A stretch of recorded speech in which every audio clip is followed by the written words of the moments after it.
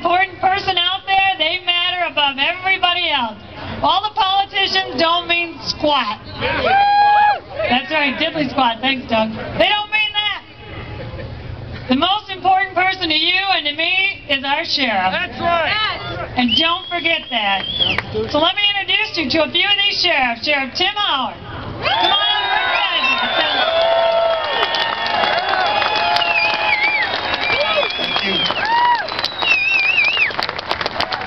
Actually, I'm so proud to be joined by two other great sheriffs, Sheriff Mike Carpinelli from Lewis County, over here, and Sheriff Tom Laurie from the nearby Fulton County.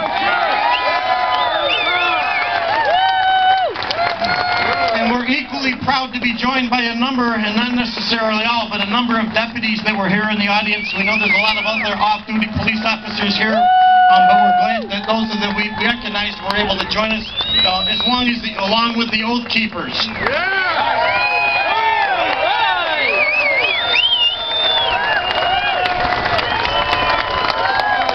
Now we really welcome that introduction, but they said to you that the most important people for you to know was your sheriff, because it gets us this introduction that we were the most important. All of us know that's not correct. You are the most important people. And our Constitution is the most important document in our country. And we can't believe that it took this long for anybody to say to you, Happy April Fool's Day. But whether or not anybody's paid any attention up till now, we definitely came to the right place for April Fool's Day.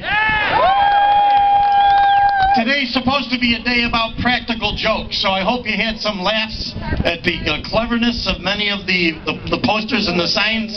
My probably greatest laugh today was my opportunity to flush the turd.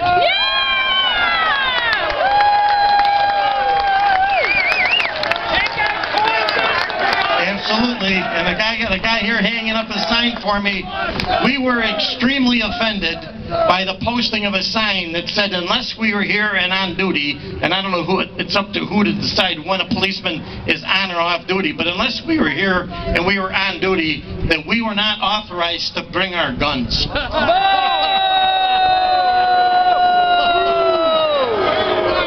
We have already seen an assemblyman. We've been promised by the assemblyman that they will look into this.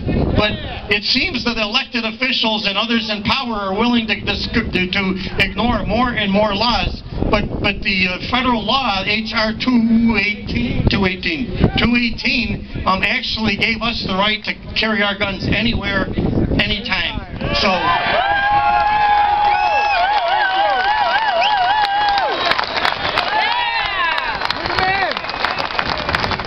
we just have one thought.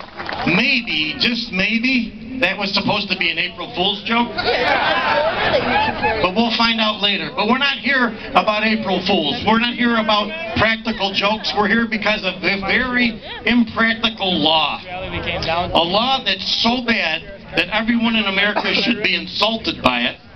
But there's still too many Americans that have no idea what it says, or people from New York that has no idea what it says, or what abuses could ultimately result because of it.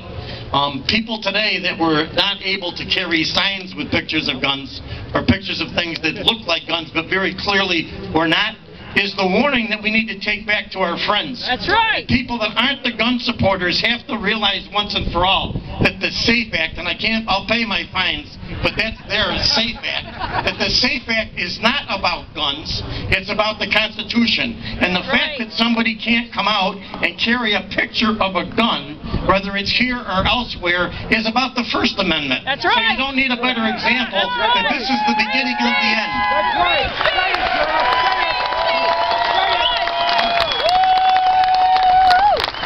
It's an April Fool's Day. Many of us have no idea where it came from, so we did a little bit of research. And April Fools, according to some historians, dates all the way back to the 1500s, when people in France decided to switch from this ancient calendar called the Julian calendar that started on April 1st to the calendar that we use today. And if you can believe it, the government forgot to tell the people. They did. And when the people on April 1st went out and celebrated April 1st as the start of the new year, they were considered to be the fools. Because the government didn't tell them what the government did. Well, that government fell to a revolution shortly after we got our independence in this country. Unfortunately, this outrageous belief that elected officials or government leaders can do anything they want is continued across the centuries and will always be the enemy of liberty and freedom. That's right. Too many of our elected officials continue to believe that they can do whatever they want and whatever that suits them best. Last spring in Erie County became one of the 51, actually 52 other counties that the county passed a resolution to appeal the SAFE Act. There are only 62 counties in New York, but 52 of them passed resolutions. And when that happened in Erie County, two of the legislators in Erie County that were opposed to that believed that this SAFE Act was somehow good for them, they stood up on the floor of the legislature in Erie and Buffalo, New York, and they said, independently, each of them said that it doesn't matter what we do, Albany is going to do what Albany wants to do. Vote Albany! Vote! What an insult. My fellow Americans, that statement is both shocking to the conscience and way too close to becoming a reality. It was actually a declaration that the democracy in New York State had come to an end. It was a declaration that the Declaration of Independence, the Constitution of the United States, and the Constitution of the State of New York, including the section about civil rights, has come to an end in New York State. And despite how shocking that was, and I stood right up and I began to spit, I couldn't even talk, despite how shocking that was, it didn't even get a single mention in our newspapers. That's awful. Corrupt media. Corruption. Albany is going to do what Albany wants to do. My refrain today is, what an insult. Yeah. Not on our watch. One of the legislators that stood up that day lost his next election that November. But the other one was appointed to a higher paying position by this governor. We learned from that it doesn't always pay to carry the governor's garbage, but too often it still does. What an insult. What's the turn? Our governor recently got up and said to all the people of the state of New York that if we don't think like him, we should not be in New York State. What an insult. Within days of that declaration, and we just heard from them, but the wonderful people from Remington Arms announced that they're going to build their new factories outside of New York State. How sad for the people of New York that are looking for jobs, but again, who can blame Remington Arms? Several weeks ago, our governor suggested that inmates should get a free college education. No way! Does this governor not know that our own children, the hardworking children of the law-abiding residents of this state, will not pay off their college loans until our grandchildren are in college? Unbelievable. Maybe that is the plan of the governor, to keep our children and our grandchildren so broke that they can't buy guns. That's right. But because of this unsafe act, we can no longer give them ours. Yeah. The people of the state that still don't know that, they come up and say, I've decided I'm too old, I'm becoming concerned about what will happen to my guns when I'm gone. I gave them to my grandson. And they're asked, did you run a NICS check on your grandchild? And they look at you with like, what are you talking about? And they don't even realize that the governor, our legislators, some of them have passed a law that said a grandparent cannot give a gun to their own grandchild without first going to the state and having them sign off. That amounts to permission. No matter what you're going to call it, you can't give a gun to your family member in New York State other than an immediate child without the state's permission. What an insult. How many of you recently got a letter in the mail inviting you to purchase a lifetime hunting license? A lot of people still haven't seen that. But I can't, I mean, the offense that I took to opening that up, a letter from the governor asking us to buy a lifetime hunting license with this inducement that if you do, he will give you a free license plate declaring the fact that you're a hunter and an option to have it recorded on your driver's license. The insult to our intelligence, inviting us to pay the governor to cross-reference motor vehicle records to people that own or use guns. No way! What an insult. This is like Tom Sawyer and the whitewashing of the fence, right? This is how stupid the governor thinks the people of the state are. Say it, Sheriff. The letter bears the governor's signature, and it ends with this statement. I look forward to seeing you in New York's wonderful outdoors. I don't know about that one. I gotta confess something. I agree. I gotta confess. For the first time in years, I agree with part of what the governor says, because I too look forward to seeing the governor out.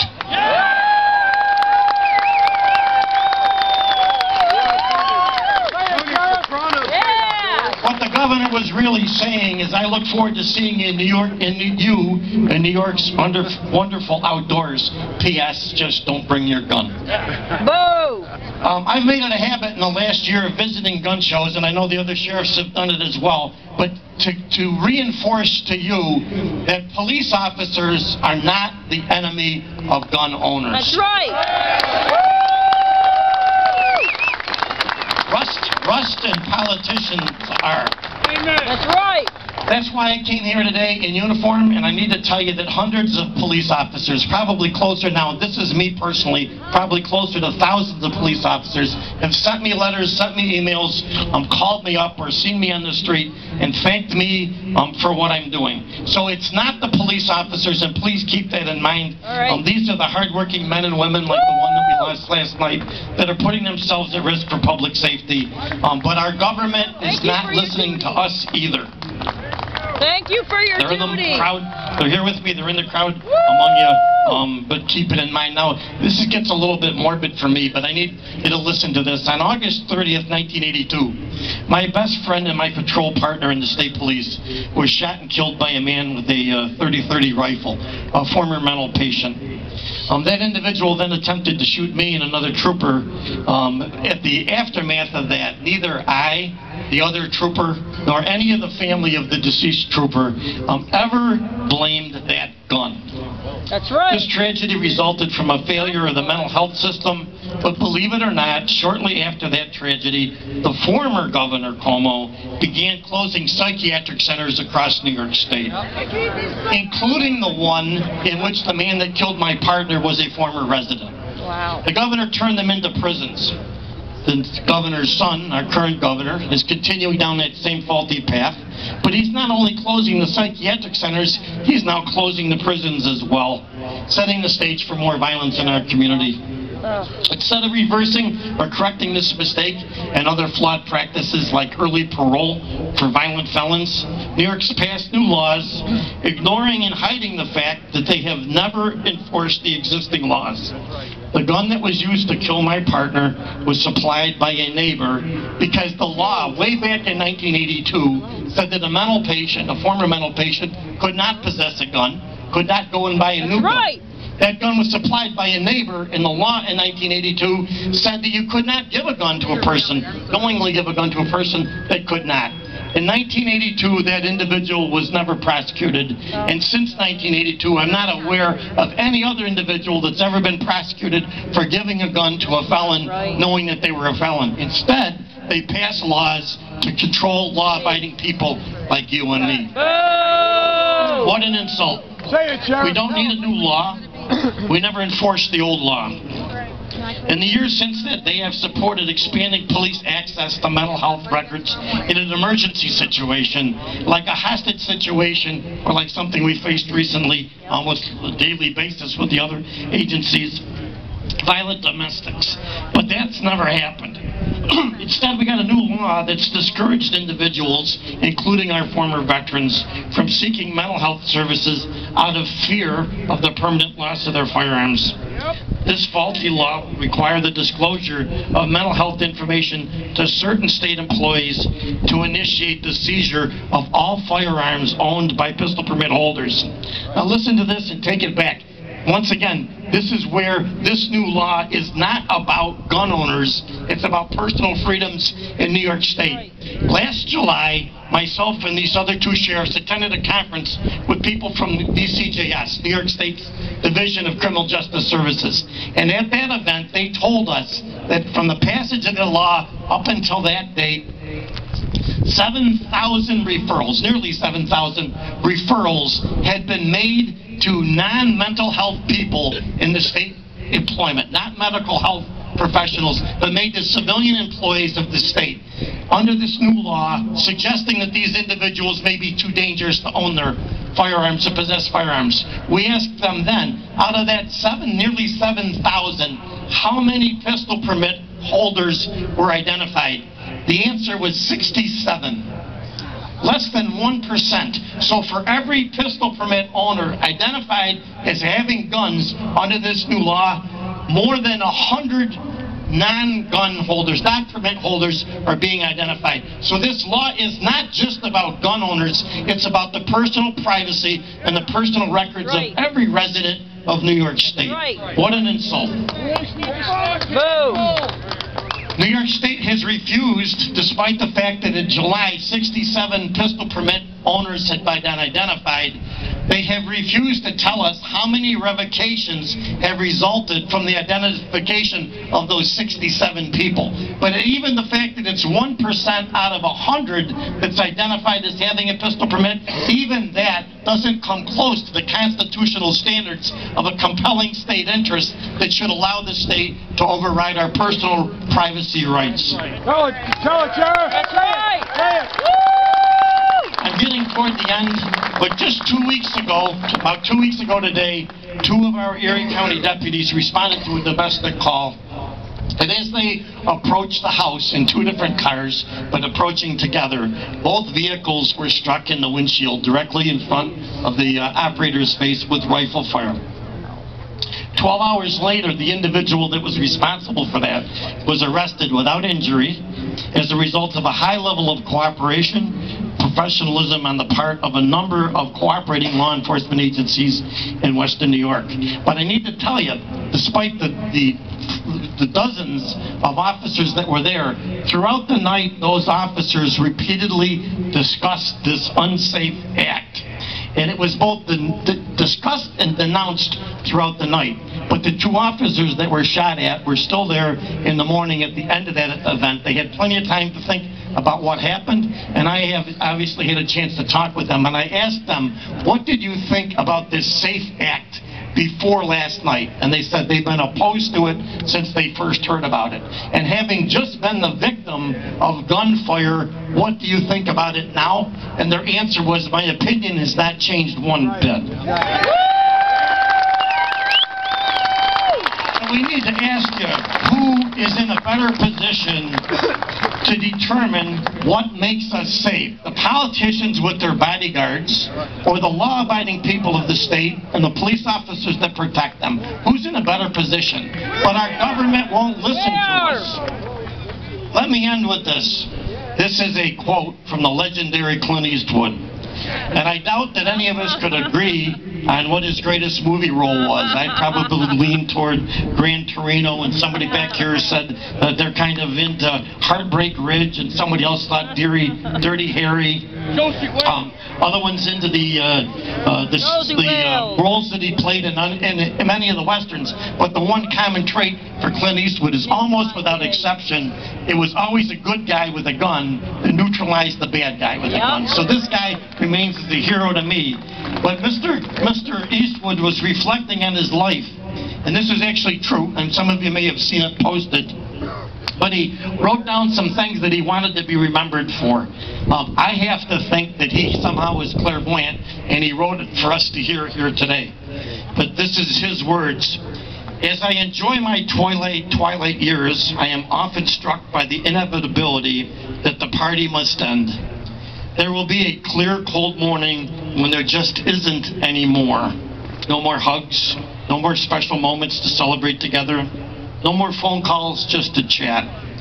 It seems to me that one of the important things to do before that morning comes is to let every one of your family and friends know that you care about them by finding simple ways to let them know your heartfelt beliefs and the guiding principles of your life, so they can always say, he was my friend and I knew where he stood.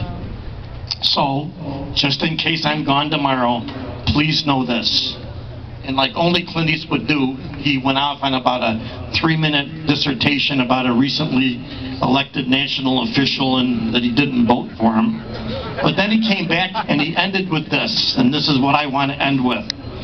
Participating in a gun buyback program because you think that criminals have too many guns is like having yourself castrated because your neighbors have too many kids.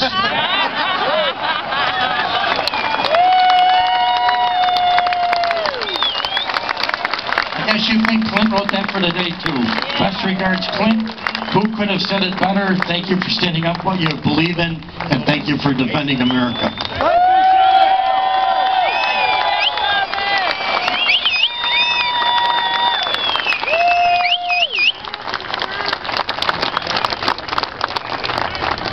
Keep your horns out, boy!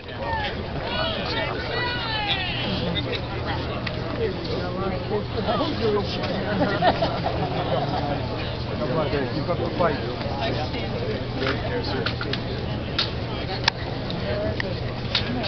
All right, we're going to get a picture.